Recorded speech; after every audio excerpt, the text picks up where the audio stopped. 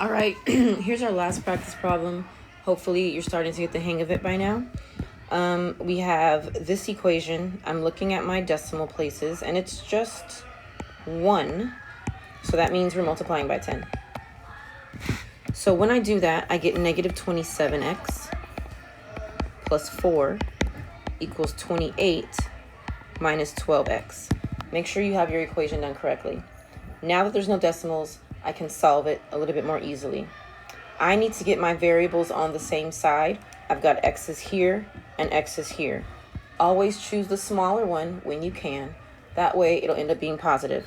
So I'm going to add 27x here, and I'm going to add 27x there.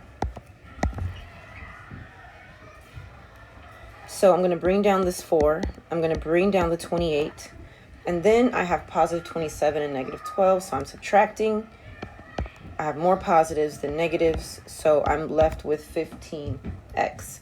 Now, I need to get my constants on the other side. I don't want this 28 on the same side as my x, so I'm going to get rid of it here and also here. So 28 minus 4 is 24. I have more negatives, so it's negative. I bring down my 15x.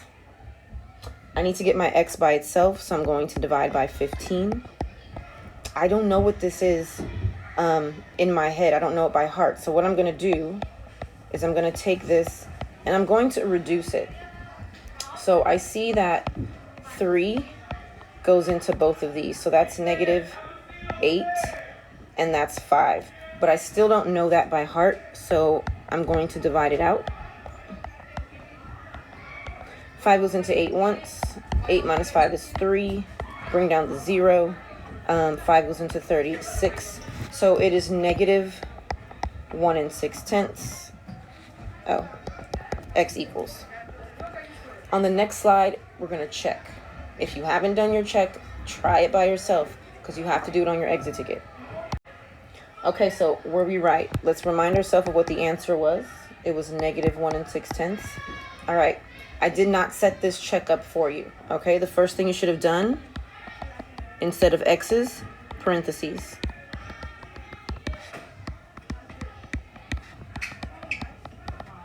Now, in our parentheses, we put the answer. And now we're just going to start multiplying and adding and subtracting to see what we get on both sides. So, negative 2.7 times negative 1.6 is going to give you 4.32. I used a calculator. And then we're going to bring down the plus 0.4. We're going to bring down the 2.8. We're going to multiply negative 1.2 times negative 1.6.